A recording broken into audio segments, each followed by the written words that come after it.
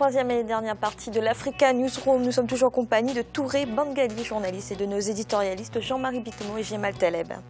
Et tout de suite, direction le Burundi où Bob Rugurika, le patron de la très écoutée radio locale RPA, a été mis aux arrêts. Il est accusé de complicité dans l'assassinat des 3 religieuses italiennes en septembre dernier, mais aussi de manquement à la solidarité publique et de violation du secret de l'instruction. Kekeli Afeto.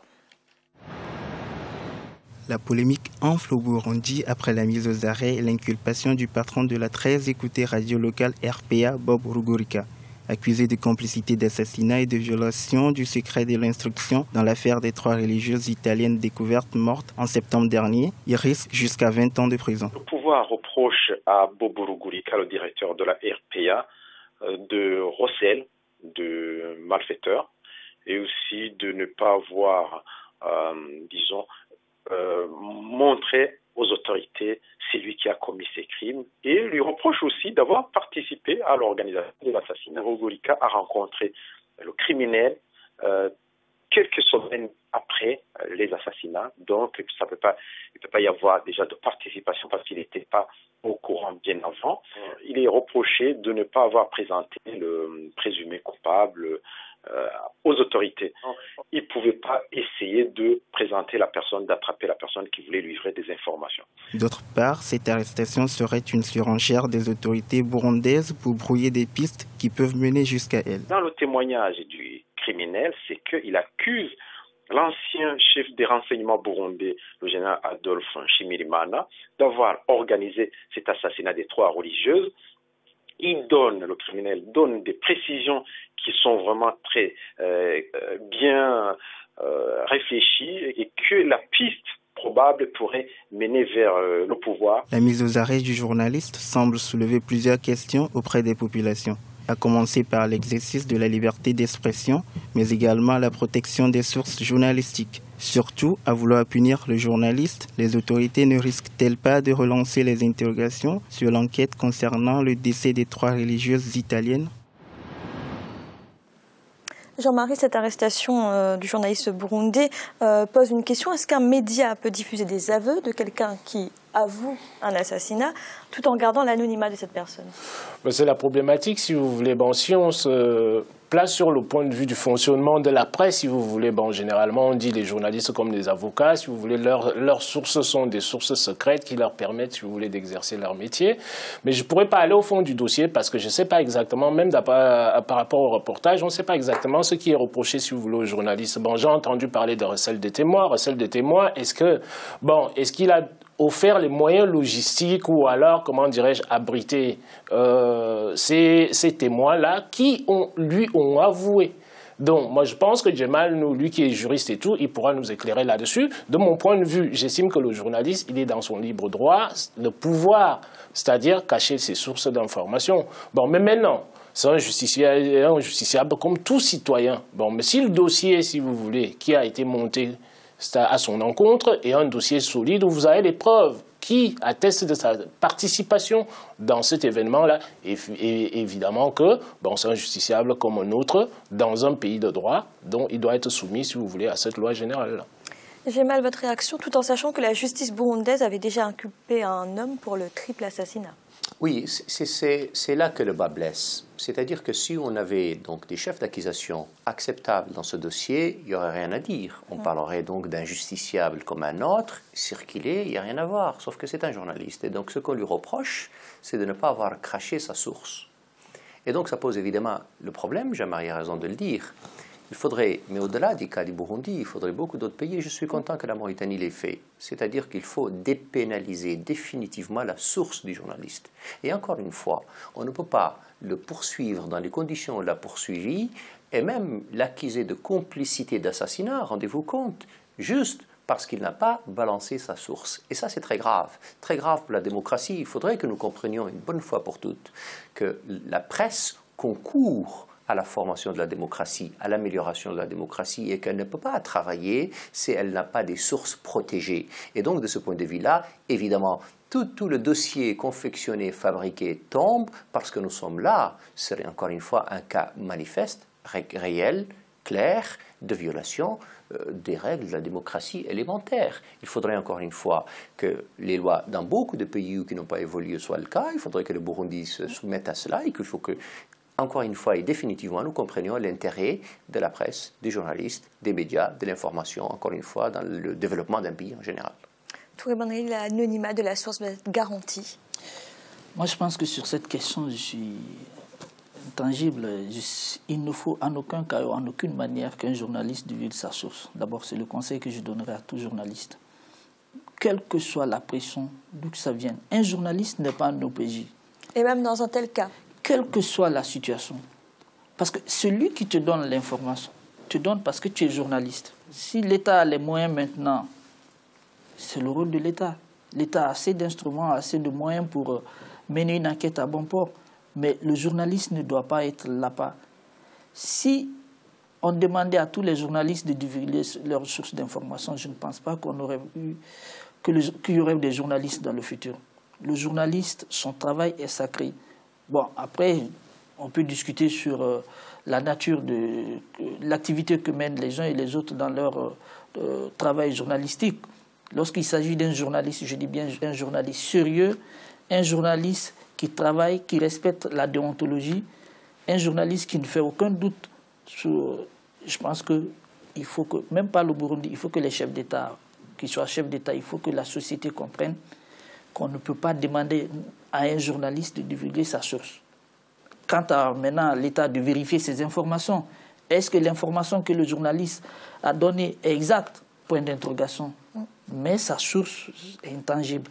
Alors en juin 2013, le Burundi avait adopté une loi sur la presse restreignant les libertés des médias. Est-ce que c'est une tendance en ce moment? Mais le Burundi, ce pays a toujours été un pays qui est à l'antipode de notre siècle en matière de liberté de la presse. Moi, je me rappelle, le Burundi a émis un mandat d'arrêt contre Pauline, une de mes collègues journalistes. Carrément un mandat d'arrêt parce qu'elle avait travaillé sur une éventuelle formation de milices de pouvoir dans les pays voisins. Et je sais que c'était un travail sérieux. Elle s'est rendue sur le terrain et elle a diffusé ce qu'elle a vu et collecté. Et entre-temps, le gouvernement burundais a émis un mandat d'arrêt international contre elle. Et moi, quand je l'ai rencontré ici, le président burundais, je ne vais pas manquer de lui dire. Je lui dis, j'ai dit, ce que vous avez fait contre Pauline, ce que vous faites contre les journalistes n'est pas bien. Vous n'avez pas le droit. Si vous voulez attaquer les journalistes, attaquez-vous d'abord à la bonne gouvernance, attaquez-vous à la pauvreté, attaquez-vous aux problèmes réels des Burundais. Bon, c'est vrai, je ne lui ai pas dit comme ça directement, mais je lui ai fait savoir que ce qu'il fait contre les journalistes n'est pas bien. Merci. Dans l'actualité économique, à présent, l'Union africaine souhaite un marché unique du transport aérien en Afrique à l'horizon 2017. La proposition a été faite ce mercredi. L'objectif est de favoriser la promotion des affaires, du commerce et du tourisme, ainsi que les échanges culturels intra-africains. Franck Noudofina.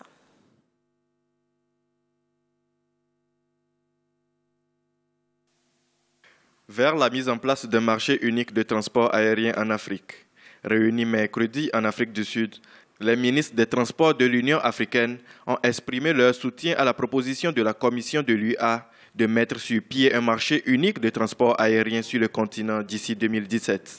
Objectif, établir une meilleure connexion entre les différents États et diminuer la dépendance du continent par rapport aux compagnies étrangères de transport aérien. Développer l'industrie de l'aviation en Afrique pourrait être l'une des forces motrices de l'intégration régionale sur le continent. Une meilleure connexion des pays, des régions d'Afrique à travers une industrie viable du transport aérien pourrait être le catalyseur pour la promotion des affaires, du commerce et du tourisme ainsi que les échanges culturels intra-africains. Un groupe de travail composé des membres du bureau du Conseil des ministres des Transports de l'Union africaine a été mis sur pied.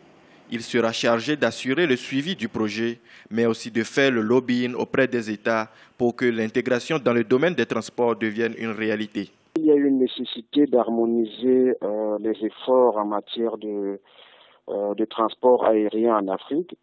Malheureusement, ce qui est peut-être regrettable et ce qui bute sur un certain nombre d'obstacles, on constate que depuis la fin ou l'échec de Air Afrique, les États se sont recroquevillés sur leurs propres intérêts. Beaucoup de compagnies panafricaines se sont créées au cours des 20 dernières années.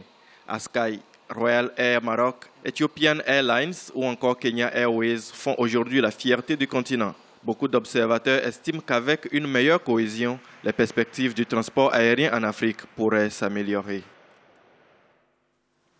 Jean-Marie, un marché unique aérien en Afrique à l'horizon 2017, c'est faisable ou c'est utopique? De mon point de vue, c'est complètement utopique puisque nous avons 2 ans. C'est vrai que dans la dynamique internationale, si on la prend en compte, on se rend compte de quoi? C'est que le marché africain aujourd'hui dans le transport aérien, c'est le marché qui est vraiment le plus florissant. C'est-à-dire dans les années à venir, que ce soit aujourd'hui ou dans les années à venir.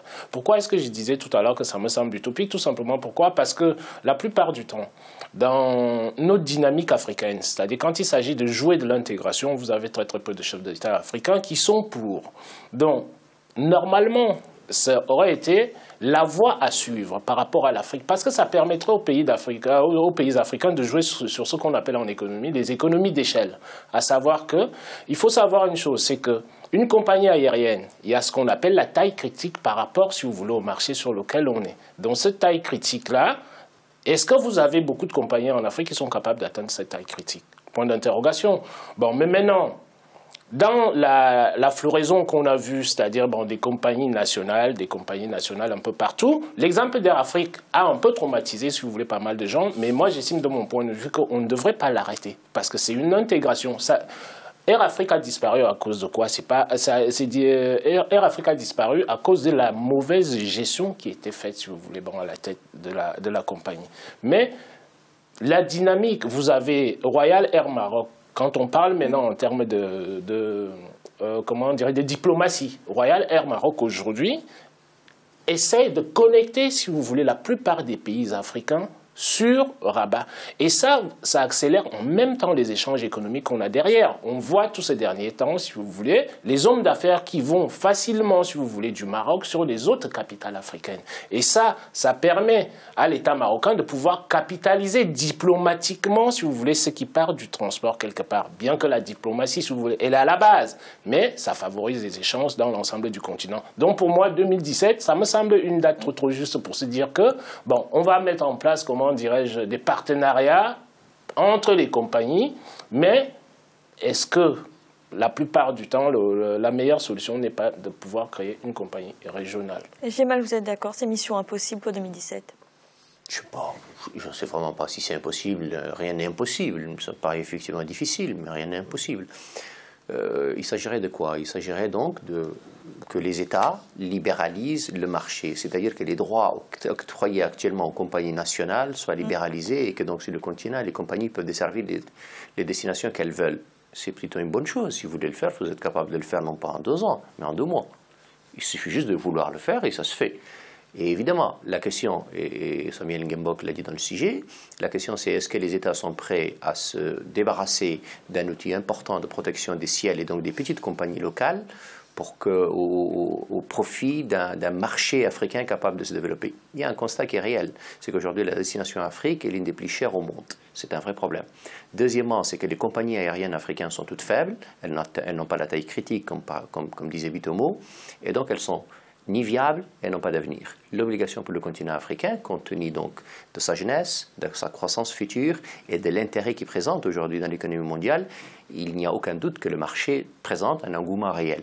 Est-ce que les Africains vont le laisser aux autres compagnies africaines qui sont fortes, ou alors aux autres compagnies hors du continent qui les cherchent, ou alors est-ce qu'eux-mêmes sont capables de développer au sein du marché africain un vrai marché de l'aérien? Je pense que c'est souhaitable. Merci, c'est à présent la fin de cette émission et de cette semaine sur la vie après le pouvoir. La semaine prochaine sera consacrée aux hôpitaux publics. Touré Bangaï, merci d'avoir été avec nous. Jean-Marie, merci également. Merci Fanny, bonsoir à tout le monde. Et Gémal, merci. Merci Fanny et bonsoir à tout le monde. Et merci à vous de nous avoir suivis. À bientôt dans l'Africa Newsroom.